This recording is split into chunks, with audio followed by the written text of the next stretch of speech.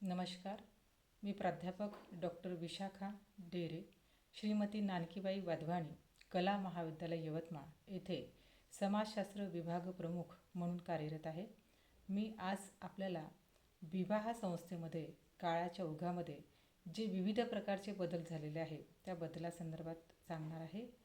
तर मित्रांनो, आपल्याला माहिती आहे की प्रत्येक गोष्टीमध्ये, मग तो निसर्ग असेल किंवा समाज असेल किंवा एखादी कोणत्याही प्रकारची सामाजिक संस्था असेल, तर त्यामध्ये जसजसा काळ समोर जातो तसतसं त्याच्यामध्ये कोणत्या ना कोणत्या प्रकारचे बदल होतच असतात.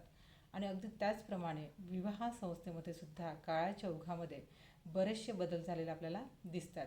म्हणून त्या विवाहाच्या बदलत्या स्वरूपाबाबत आपण थोडक्यात चर्चा करणार आहोत. त्यामध्ये मी काही मुद्द्याच्या आधारे आपल्याला हे सांगणार आहे की विवाह संस्थेमध्ये नेमके कशा पद्धतीचे बदल आताच्या काळामध्ये झालेले आहेत. तर विवाहाच्या बदलत्या स्वरूपामध्ये मला सगळ्यात महत्त्वाचा पॉईंट हा सांगायचा आहे की विवाहविषयक रीतिरिवाजामध्ये आधुनिक काळामध्ये परिवर्तन झालेले आपल्याला दिसते. जसे धर्मशास्त्रानुसार आजही यथासांग पद्धतीने विवाह करणं हे आजची पिढीसुद्धा मान्य करत आहे.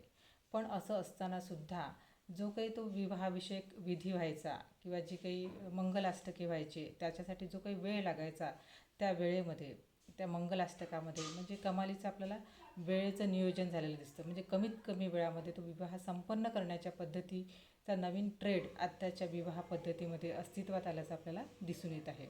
आणि त्यामुळे हे जे रीतिरिवाज आहे पूर्वीचे त्याचं पालन जरी होत असेल, पण त्या पालनाबाबतसुद्धा बरीचशी शिथिलता आलेली आपल्याला आधुनिक काळामध्ये दिसत आहे.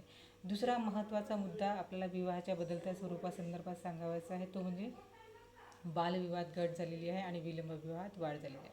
आपल्याला माहीत आहे की पूर्वीच्या काळामध्ये बालविवाह मोठ्या प्रमाणामध्ये आपल्या भारतीय समाजामध्ये होत होते.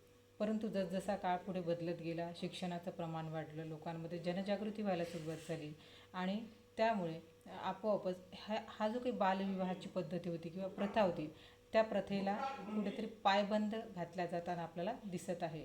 आणि त्या बालविवाहात एक प्रकारे घट झाल्याचं चित्र आज आपल्याला सर्वत्र पाहायला मिळत आहे. सोबतच शिक्षणाचं प्रमाण नवीन पिढीमध्ये वाढलेलं असल्यामुळे विलंब विवाहालासुद्धा सुरुवात झालेली आहे. म्हणजे थोडक्यात विलंब विवाह म्हणजेच उशिरा विवाह करण्याची पद्धती नव्याने रूढ झालेली आपल्याला दिसत आहे. त्यामुळे हा सुद्धा विवाह पद्धतीमधला बदल आहे असं म्हणायला हरकत नाही. तिसरा जो विवाहाच्या बदलच्या स्वरूपामधला महत्त्वाचा मुद्दा आहे तो आहे अर्थात हुंडा प्रथेमध्ये जी काही वाढ झालेली आहे.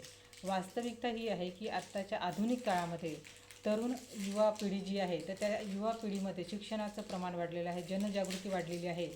पण असं असतानासुद्धा आपल्याला एकीकडे असं दिसत आहे की हुंडा प्रथेमध्ये जी घट व्हायला पाहिजे होती ती घट न होता ती वाढ दिवसेंदिवस वाढत आहे.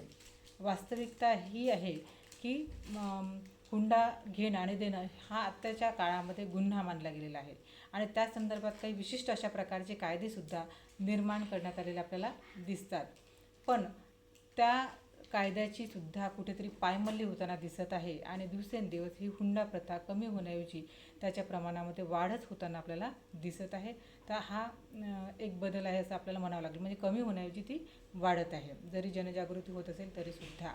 त्यानंतरचा महत्त्वपूर्ण मुद्दा हा आहे की विधवा पुनर्विवाहाच्या मानसिकतेमध्ये बदल होत आहे. पूर्वीच्या काळामध्ये आपणा सर्वांना माहीतच आहे की विधवेला पुनर्विवाह म्हणजे परत विवाह करण्याचा अधिकार समाजाने नाकारलेला होता. परंतु आधुनिक काळामध्ये काही कायद्यांचं सुद्धा संरक्षण विधवांना पुनर्विवाह करण्यासाठी फायदेशीर ठरल्याचं आपल्याला दिसत आहे.